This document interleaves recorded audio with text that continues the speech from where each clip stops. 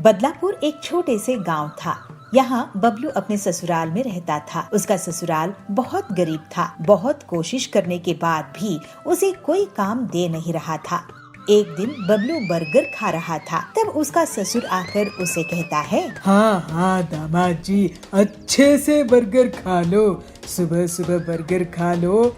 हम लोगों के पास चाय पीने के पैसे नहीं है, लेकिन आप ना बर्गर खा लो। क्या हुआ ससुर जी, आप इतने गुस्से में क्यों हैं? तो क्या करूं दामाद जी, घर में इतनी परेशानी है, गरीबी है, लेकिन आपको एक भी काम नहीं मिल रहा है और आप बर्गर खा रहे हो। मैं तो कह रहा हूँ आप कहीं पर मजदूरी कर लो, हम सब भी मेहनत मजदूरी कर रहे हैं। बबलू बहुत दुखी होता है। बबलू काम की तलाश में घूम रहा था। फिर वो चाय पीने के लिए एक जगह रुका। वहाँ कालू कौवा आया और बात करने लगा। क्या भाई बबलू, कैसे हो? मैं तो आज शहर जाकर बर्गर खा के आया हूँ। वहाँ बहुत अच्छा बर्गर मिलता है। अरे कालू भाई, मैं भी गांव का बर्गर खाया हूँ, लेकिन यहाँ तो सैंडविच और बर्गर में कोई फर्क ही नहीं है। लेकिन तुम बर्गर खाने के लिए इतनी दूर गए, तुम्हारे पैसे खर्च हुए होंगे। देखो भाई, मुझे तो स्वाद अच्छा मिलना चाहिए। अपने गांव के जंगल में एकदम घटिया बर्गर मिलता है। गांव के लोग बर्गर क्या होता है पता ही नहीं है इनको। उनके लिए वड़ा पाव और बर्गर एक ही तो होता है। बड़ी बड़ी दुकानें खोल लेते हैं, लेकिन बर्गर पैटीज ऐसा ही फिसल जाता है। मैं ही नहीं, और भी बहुत से लोग हैं शहर जाकर बर्गर खाते हैं। मैं तो कहता हूँ बबलू भाई, कोई अपने ही गांव में छोटा सा ठेले भी बर्गर का खोल ले तो वो बहुत कमाई करेगा। ये तो आप सही कह रहे हो कालू भाई, मैं एक बार शहर जाकर बर्गर खा के आता हूँ। उसके बाद से बबलू एक दिन शहर जाकर बर्गर खा के आता है। उसके बाद वहाँ पर खाना बनाने की किताबें पढ़ता है और उससे जल्दी ही वो सभी तरह के बर्गर बनाने सीख जाता है। शहर से वापस आकर बबलू अपने दोस्तों को बर्गर्स खिलाता है। सभी को उसके अलग अलग बर्गर्स बहुत पसंद आते हैं। ससुर जी, मैं कुछ काम शुरू करने जा रहा हूँ। क्या काम शुरू करने वाले हो बबलू जी? आप इतने टाइम शहर में क्या सीख के आए हो और पैसे जमा कर लिए हो क्या? बिना उसके तो कोई काम नहीं शुरू कर सकते। आप बस देखते जाइए ससुर जी। ठीक है, देखते हैं अब क्या कमाल करोगे। ऐसे ही एक दिन बबलू बर्गर बनाने लगता है और कालू को बर्गर खाने के लिए बुलाता है। कालू अपनी पत्नी सुंदरी के साथ बर्गर खाने के लिए आता है। अरे वाह बबलू भाई, ये तो शहर से भी बहुत ज्यादा टेस्टी बर्गर है। ऐसा बर्गर आप अपने गांव में बना रहे हो?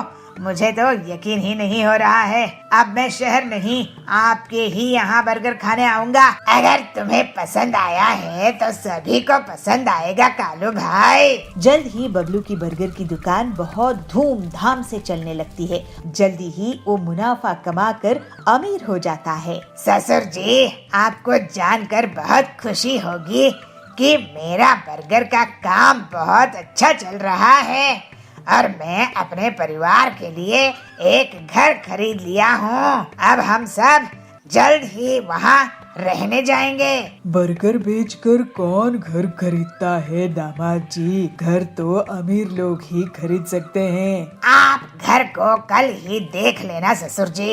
और हाँ, आपको मैं अपने हाथ का बर्गर भी खिलाऊंगा। अगले दिन बबलू अपने ससुर को और बाकी के परिवार वालों को अपना नया घर दिखाने के लिए ले जाता है। घर देखकर सभी बहुत खुश होते हैं और अचंभित हो जाते हैं। बबलू का बड़ा सा बर्गर के आकार का घर था। अरे वाह दामाद जी, आपने तो कमाल ही कर दिया।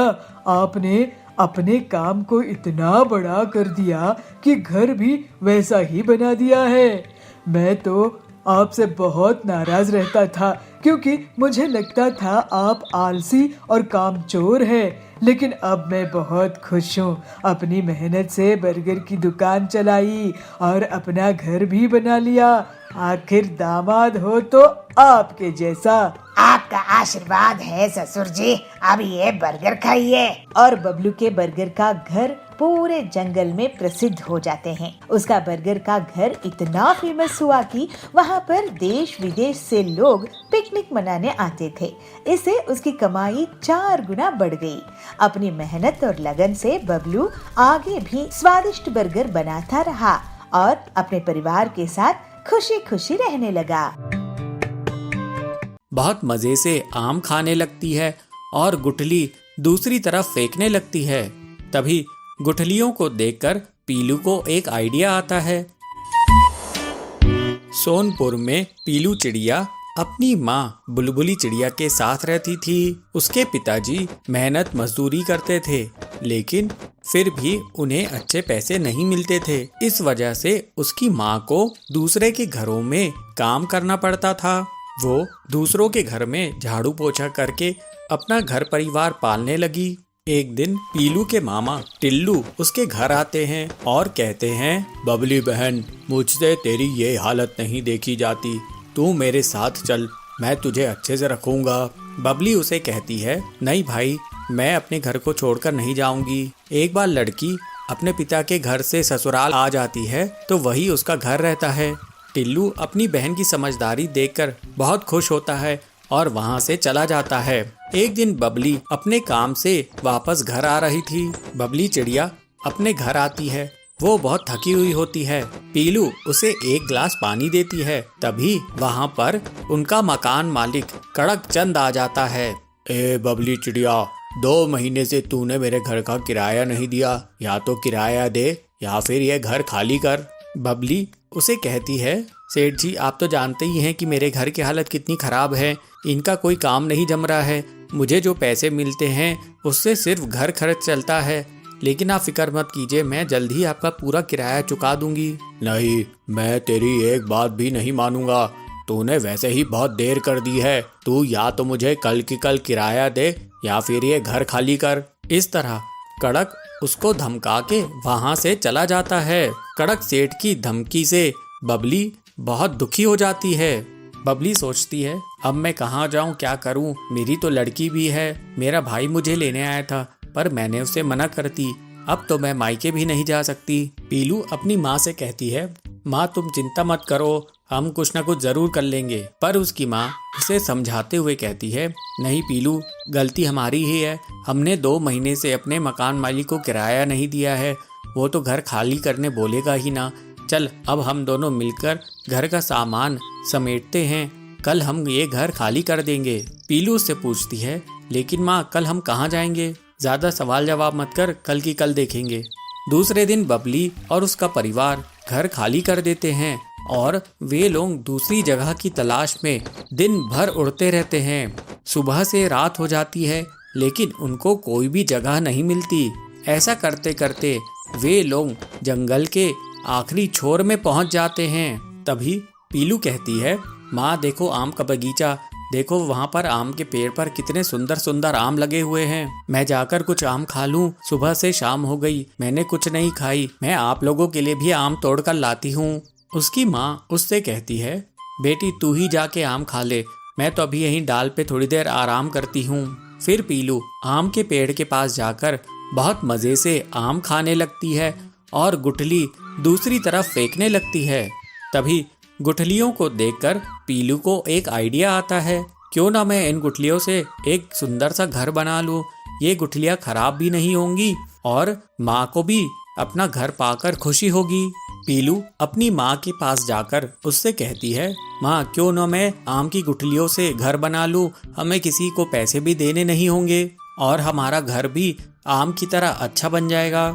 ये तो बहुत अच्छा आइडिया है पीलू, चल हम अभी उस आम की गुठलियों से घर बनाते हैं। इस तरह से पीलू, बबली और उसके पिताजी आम की गुठलियों का घर बना लेते हैं और जंगल के पक्षी उस अनोखे घर को देखने के लिए आते हैं। अरे वाह पीलू, तूने तो आम की गुठलियों से गजब का घर बनाया है, हमने तो ऐसा कभी सोचा भी नहीं था। हाँ हाँ बबली, तेरी बेटी देखना एक दिन बहुत आगे जाएगी, ये बहुत ही मेहनती है। इस तरह से बबली अपनी बेटी की तारीफ सुनकर बहुत खुश होती है और अपने परिवार के साथ खुशी खुशी रहने लगती है।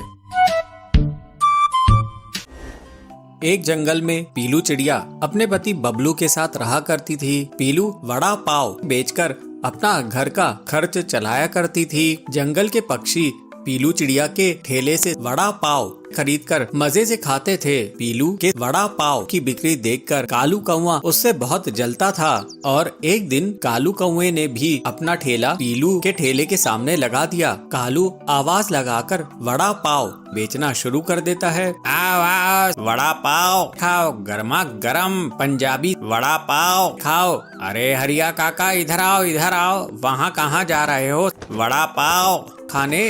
अरे मेरा वड़ा पाव खाओगे तो सब खाना भूल जाओगे। इस तरह से कालू के आवाज देने पर हरिया काका उसके पास जाते हैं। अरे कालू, तूने भी वड़ा पाव की दुकान लगा ली? देखूं तो सही तेरे वड़ा पाव में कितना दम है, जरा एक प्लेट दे। अगर अच्छे नहीं हुए तो मैं तुझे पैसे नहीं दूंगा।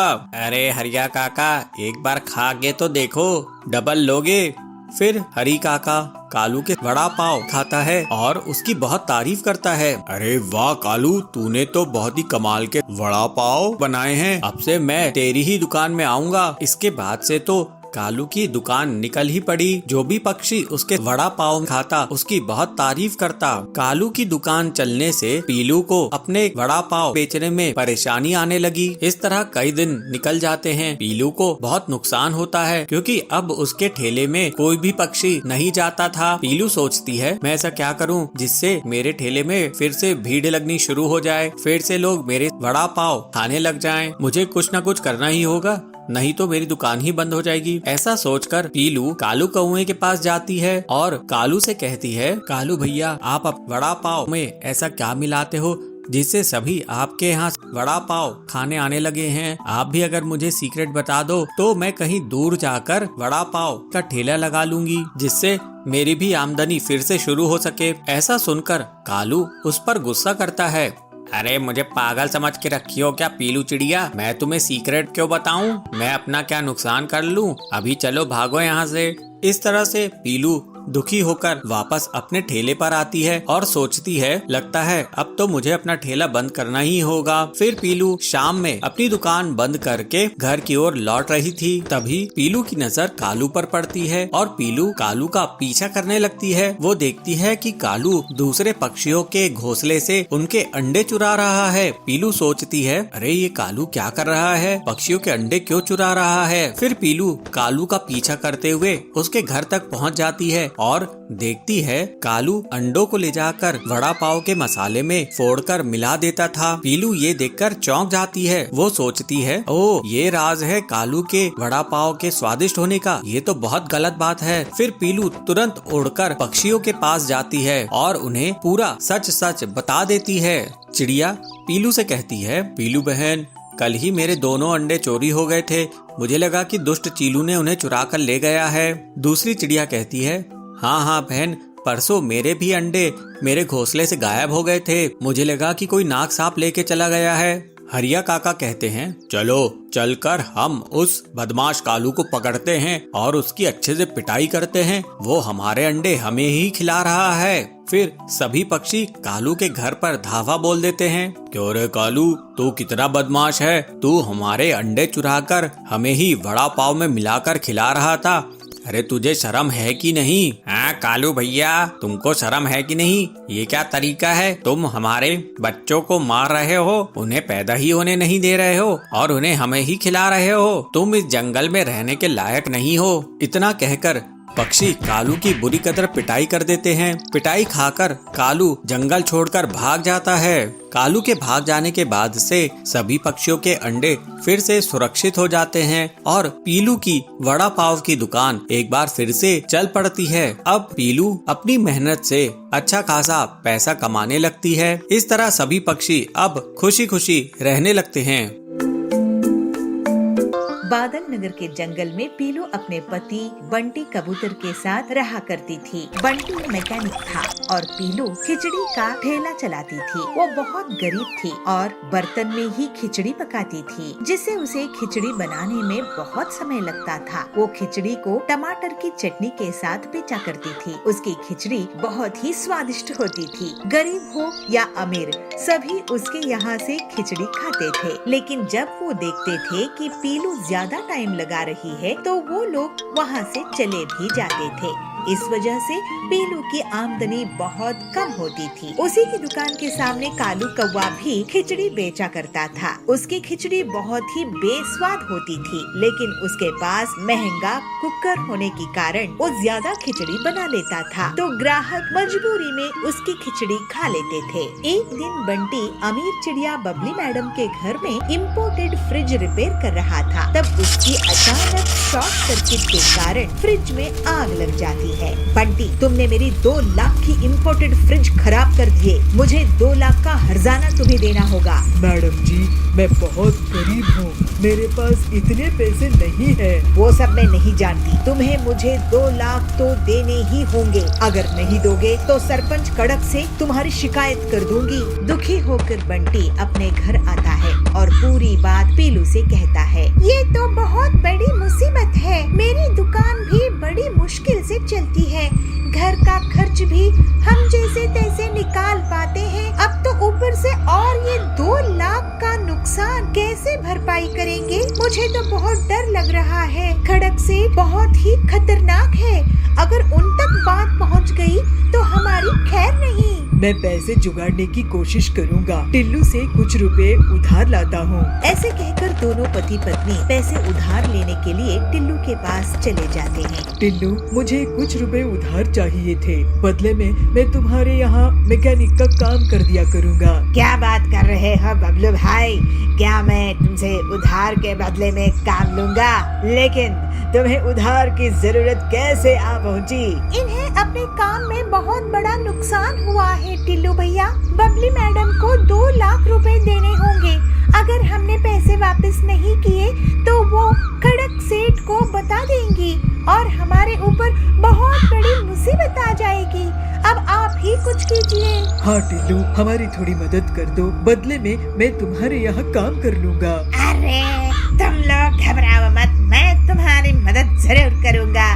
वैसे पीलू भाभी, आपका खिचड़ी का काम कैसा चल रहा है? मेरे पास कुकर नहीं है भैया, कालू के पास कुकर है तो वो बहुत ज्यादा खिचड़ी बना लेता है। मैं अकेले ज्यादा नहीं बना पाती हूँ तो बहुत कम आमदनी होती है। अरे बंटी भाई, तुम इतने होनहार मैकेनिक हो, तुम पीलू भाभी के लिए कुकर मशीन क्यों नहीं बनाते थे, जिससे ये ज्यादा क्वालिटी में और तेजी से खिचड़ी बना सकेगी और तुम्हारा बहुत मुनाफा भी होगा। अरे ये आइडिया मुझे क्यों नहीं आया? टिल्लू भाई, तुमने तो हमारी मुसीबत ही हल कर दी। अब मैं लकड़ी का कुकर मशीन बनाऊंगा। आखिर गरीबों के पास भी तो कुकर होना चाहिए। फिर थोड़े ही दिनों के बाद बंटी पीलू के लिए लकड़ी का कुकर मशीन बनाकर तैयार कर देता है और वो लोग मिलजुल कर खिचड़ी बनाने लगते हैं। एक दिन बबली मैडम उनकी दुकान में आती है। अरे वाह बंटी, तुमने तो ये नायाब कुकर मशीन बनाई है। ऐसी लकड़ी की कुकर मशीन तो मैंने पहले कभी नहीं देखी। जरा मुझे अपनी खिचड़ी तो खिलाओ। खिचड़ी खाकर बबली बहुत खुश होती है। इसका स्वाद भी बहुत टेस्टी है। बबली मैडम जी, आपकी तारीफ का शुक्रिया। ये लीजिए 25,000 रुपए, बाकी हम जल्दी ही आपको लौटा देंगे। ऐसे ही दोनों पति पत्नी की दुकान के सामने बहुत से ग्राहकों की भीड़ बनी रहती है। एक दिन जाबाज इनकी दुकान पर आता है और कहता है, अरे बंटी भाई, ये तो गजब की मशीन बनाई है आपने। मुझे पूरे घर के लिए खिचड़ी देना। हाँ हाँ, बबली मैडम भी तारीफ करके गई है। इसमें जरूर कोई न कोई खास बात होगी। एक काम करो, मेरे लिए भी ऐसा ही एक लकड़ी का कुकर बना दो ना। उनकी दुकान चलती देखकर कालू कौवा बहुत जलने लगता है। वो पीलू और बंटी की दुकान की भीड़ देखकर सोचता है, इनकी दुकान तो जोर जोर से चलने लगी है, मुझे इनकी काट निकालनी पड़ेगी, नहीं तो ये लोग मेरी दुकान बंद करवा देंगे। ये लकड़ी की कुकर मशीन में तोड़ कर रख दूंगा, उसके बाद ये लोग बबली मैडम का उधार भी नहीं चुका पाएंगे, फिर कड़क सेठ इनकी धुलाई कर देगा, इन्हें तो जंगल ही छोड़कर जाना पड़ेगा। उसी रात कालू एक हथौड़ा लेकर पीलू और बंटी के घर जाता है और खिड़की से चुपचाप झांक कर देखता है। बंटी और पीलू सो रहे थे। कालू अंदर आता है और मशीन में अपना हथौड़ा चलाता है, लेकिन प्रेशर के कारण लकड़ी का कुकर ब्लास्ट हो जाता है और कालू जोर से चीख उठता है। उस पर गरम खिचड़ी गिर जाती है। नींद से उठकर पीलू चिल्लाती है, चोर चोर। दोनों पति पत्नी कालू को पीटने लगते हैं। मारो मारो। अरे ये तो कालू है। कालू तो हमारे घर में इस वक्त ये हथौड़ा इसे इस मशीन को तोड़ने के लिए आया था क्या? अरे मुझे इस गरम खिचड़ी से तो बचाओ, मैं जल रहा हूँ। बंटी और पीलू उस पर एक बाल्टी पानी डालते हैं। हाय, मैं तो जल गया। मैं तुम्हारी कुकर मशीन तोड़ने वाला था, क्योंकि तुम्हारी तरक्की से मुझे बहुत नुकसान हो रहा था। तुम गरीबों को बढ़ता हुआ देखकर मैं खुश नहीं था।